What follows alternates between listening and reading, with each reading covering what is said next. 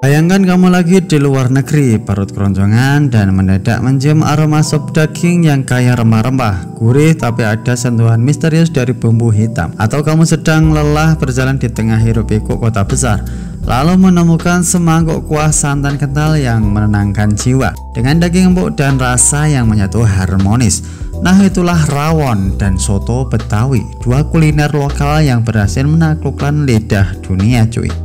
Siapa sangka makanan yang dulu cuma jadi santapan rumahan atau menu warung tenda di pinggir jalan kini menjelma jadi primadona internasional. Rawon bahkan dinobatkan sebagai salah satu sup terenak di dunia versi Taste Atlas tahun 2024, dan soto Betawi menyusul di daftar atas makanan terenak Asia. Keduanya bukan cuma makanan tapi juga cerita panjang budaya, sejarah dan cinta dari dapur Nusantara. Dalam kesempatan ini kita akan mengupas bagaimana rawon dan soto Betawi berhasil mencuri perhatian dunia, apa rahasia dibalik kelezatannya, dan kenapa dua menu ini pantas mendapat predikat makanan nomor 1 terenak di dunia. So simak sampai habis biar ngerti dikit-dikit. Untuk pertama, asal-usul yang kaya cerita. Rawon berasal dari Jawa Timur, khususnya dari daerah Surabaya dan sekitarnya. Kalau kamu perhatikan, rawon ini berbeda dari sup pada umumnya karena warna kuahnya yang hitam pekat. Warna ini bukan karena gosong ya, tapi berasal dari kluwek, bumbu khas Indonesia yang rasanya pahit bila mentah tapi berubah jadi gurih dan berkarakter setelah diolah. Konon rawon sudah ada sejak era kerajaan Majapahit dan menjadi hidangan istimewa para bangsawan cuy. Ya, bukan cuma soal rasa tapi juga simbol kemakmuran dan kehangatan. Yang kedua, komposisi rasa yang sulit dilawan.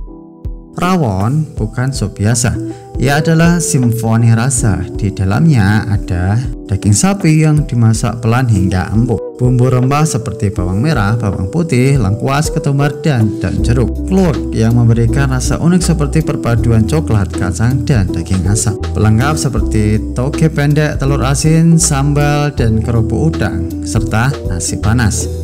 Rasa gurih, manis, dan sedikit pahit dari kluwek menyatu sempurna. Ini yang bikin orang luar negeri bilang I've never tasted anything like this before. Yang ketiga, pengakuan dunia. Pada tahun 2024, situs kuliner bergengsi Taste Atlas menulis daftar 100 best soups in the world, dan rawon masuk 5 besar cuy. Bahkan banyak food vlogger luar negeri seperti Mark Wins, The Food Rangers, sampai Gordon Ramsay pun mengungkapkan kekaguman mereka terhadap kekayaan rasa rawon. Di balik kesederhanaannya, rawon mencerminkan filosofi Indonesia, kesabaran, ketelatenan, dan kekayaan rasa yang tidak bisa didapat instan cuy. Pertama, jejak budaya dalam semangkuk soto.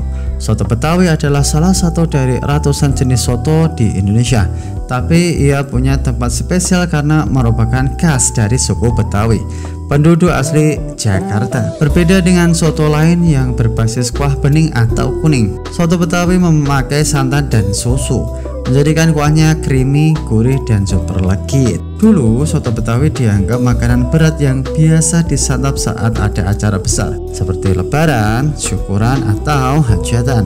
Tapi sekarang dari restoran bintang 5 sampai warung sederhana, semua berlomba menghadirkan soto Betawi. Kedua, isiannya yang royal.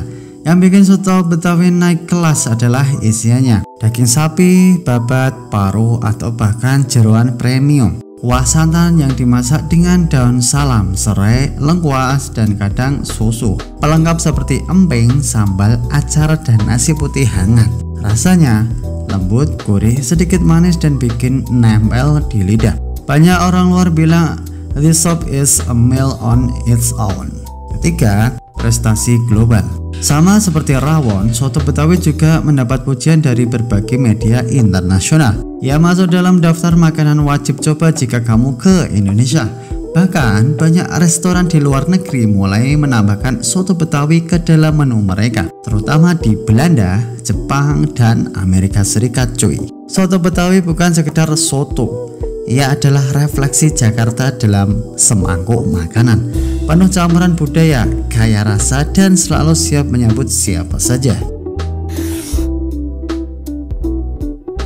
Pertama, rasa yang kompleks tapi menenangkan. Baik rawon maupun soto Betawi menawarkan rasa umami yang alami, rasa gurih yang memuaskan. Ini bukan dari MSG tapi dari bahan-bahan segar dan proses memasak yang sabar. Masyarakat dunia yang kini mulai bosan dengan makanan cepat saji sangat mengapresiasi makanan yang autentik, slow cook, dan penuh filosofi. Kedua, cerita di balik rasa. Makanan bukan cuma soal kenyang tapi soal cerita.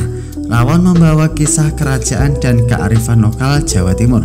Soto Betawi membawa cerita warga urban Jakarta yang berbaur budaya. Saat kamu makan keduanya, kamu tidak cuma mencicipi rasa tapi juga melahap sejarah, budaya, dan identitas. Ketiga, prestasi yang menggoda. Walaupun tampilan sederhana, ada sesuatu yang mengundang dari semangkuk rawon atau soto Betawi. Warna hitam misterius rawon dan putih kekuningan dari soto Betawi membuat siapapun penasaran. Ditambah dengan pelengkap seperti emping, telur asin, acar, dan sambal.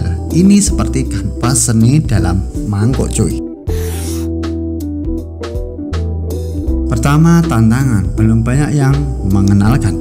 Sayangnya, meskipun enak, belum banyak restoran Indonesia di luar negeri yang menjadikan rawon atau soto Betawi sebagai menu utama. Masih kalah pamor dibanding rendang atau nasi goreng. Padahal potensi internasionalisasi dua menu ini sangat besar. Kedua, peluang tren kuliner otentik.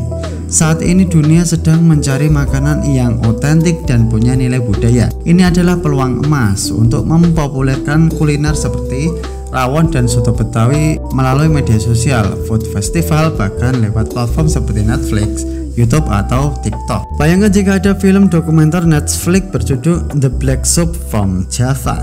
Pasti banyak yang penasaran nyoba.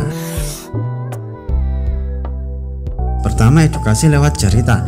Kalau mau rawon dan soto Betawi mendunia, kita harus bisa menceritakan keunikan mereka dengan cara yang relatable. Ceritakan tentang keluak, asal-usul Betawi, bagaimana orang tua kita masak pakai tungku, dan sebagainya. Ini bukan sekedar resep, ini adalah warisan budaya. Kedua, branding yang keren. Sudah saatnya Indonesia punya diplomasi kuliner, seperti Thailand dengan Pad Thai atau Jepang dengan ramenya.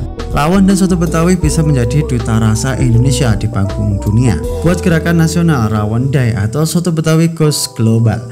Atau jadikan keduanya sebagai menu wajib di semua kedutaan besar RI di luar negeri.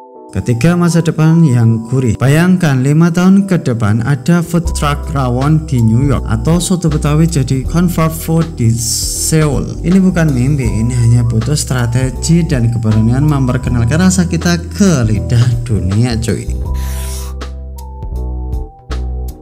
Rawon dan soto Betawi telah membuktikan bahwa rasa Indonesia punya tempat di hati dunia. Di tengah gemuran burger, pizza, atau sushi, dua menu lokal ini berdiri dengan bangga membawa rempah-rempah, tradisi, dan rasa cinta dari generasi ke generasi. Kita tidak hanya harus bangga, tapi juga aktif memperkenalkan dan melestarikan warisan ini.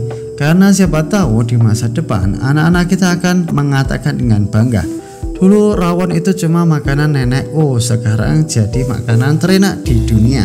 Dan kita semua punya peran di dalamnya sebagai penikmat, penyebar cerita, dan penjaga warisan rasa. Sekian untuk video kali ini, semoga bermanfaat. Salam literasi.